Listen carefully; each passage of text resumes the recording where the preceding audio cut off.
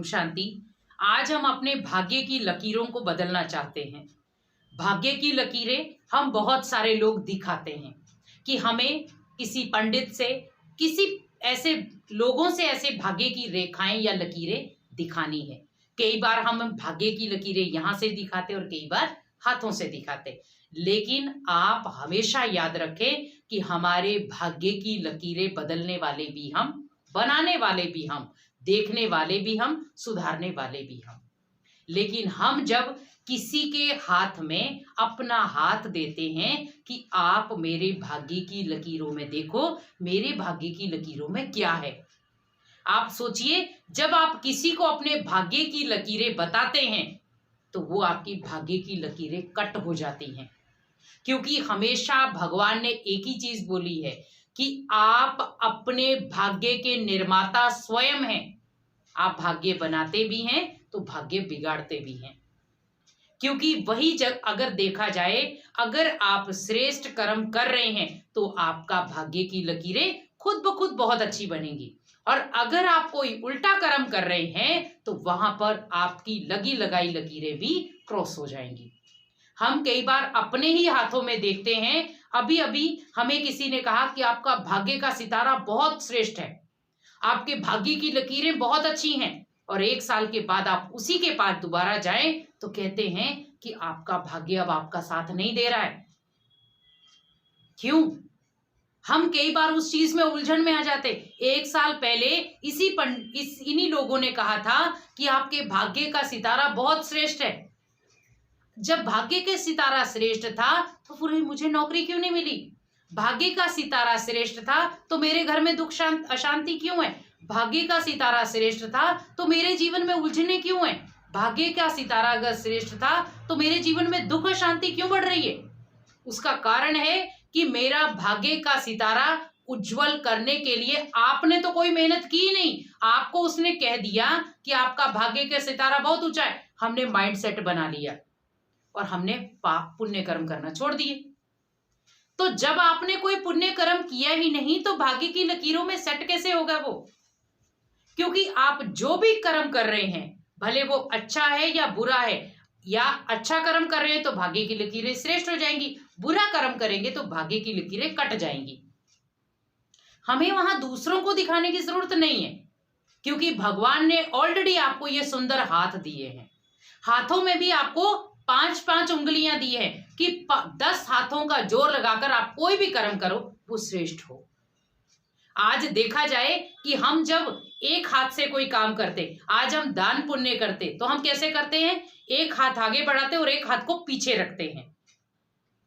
लेकिन जब हमें किसी को दुआएं, आप देखो जब बड़े बुजुर्ग आपको दुआएं देते हैं तो दुआएं कैसे देते थे? दोनों हाथ आपके सिर पर रखते थे। वो थी दुआएं, कि वो 10 उंगलियों से भी आपको दुआएं दे रहे हैं और 2 हाथों से भी दे रहे हैं। तो उनके जो भाग्य की लकीरें थी वो भी आपके सितारे को उज्जवल बनाने में मददगार बनती थी। इसीलिए वो हमेशा आपको दुआएं ऐसे देते हैं और हम उन दुआओं से चार्ज होते थे। जैसे अभी देखो, मोबाइल की बैटरी डिस्चार्ज हो जाती तो हम क्या करते हैं? उसको हम चार्जर ढूंढते हैं, कहीं चार्जर मिल जाए हम बैटरी को चार्जर लगा दें। वैसे ही सोचे कि आज हमारा जीवन भी कुछ इसी तरह को हो गया है। हम दिन भर में रोजमर्रा का जो भी काम कर रहे हैं उसमें कई बार हमारा भाग्य हमारा साथ देता है और कई बार हमारा भाग्य ही हमारे खिलाफ हो जाता है। क्योंकि जब हम उस किसी चीज को अपना मान लेते हैं, स्वार्थ समझ लेते हैं, तो वो भाग्य हमारा साथ नहीं देता है। और जब हम कहते हैं जो भगवान ने मुझे दिया है बस मुझे उसी में संतुष्ट रहना है, मुझे उसके आगे कुछ भी अपनी प्लानिंग नहीं करनी है, तो उस समय क्या करता है? हमेशा भाग्य का सितारा हमेशा आपका चमकता रहेगा और आपकी भाग्य की लकीरें खुद ब खुद बदलती रहेंगी।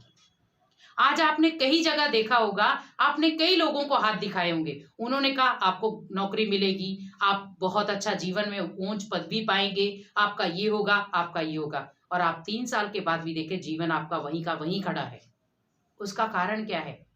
क्योंकि 2 हाथ आपसे मेहनत चाहते हैं। बिना मेहनत के आप अपने भाग्य की लकीरों को नहीं बदल सकते।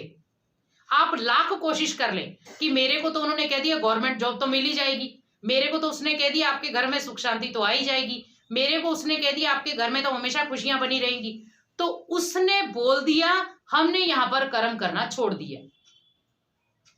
लेकिन हम जब मेहनत करेंगे तो वो चीजें हासिल होंगी। हमने मेहनत की ही नहीं और हम सोचे चीजें हासिल हो जाए, नहीं होगा। कहते ना, एक हाथ से दो तो दूसरा हाथ भी आपका मदद करता है। क्योंकि जब हम किसी को दान दे रहे हैं तो दूसरा मदद कर रहा है कि दो, और हम ऐसे रखते हैं हाथ को। अब सोचिए कि जब हम ऐसे देते हैं तो ये दोनों हाथ आपके मददगार बन जाते हैं। आप किसी को नमस्ते करते हैं तो दोनों हाथ जोड़ देते हैं, तो हम क्या करते हैं उसमें, इन दोनों हाथों की ऊर्जा से उन आत्माओं के नतमस्तक होते हैं।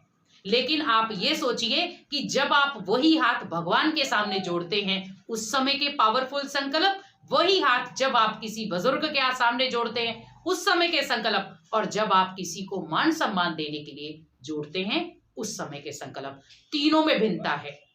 आप जब भगवान के सामने हाथ जोड़ते हैं तो आपको ये रियलाइज होता है कि भगवान मेरा है, और भगवान ने ये दोनों हाथ से, मैं भगवान का उस समय थैंक्स करता हूं कि उसने मुझे एक श्रेष्ठ जीवन दिया। आप जब भी मंदिर में जाओ, आप कहीं पे भी किसी भी पूजा स्थल में जा रहे हो, उस समय आप दोनों हाथ जोड़ो।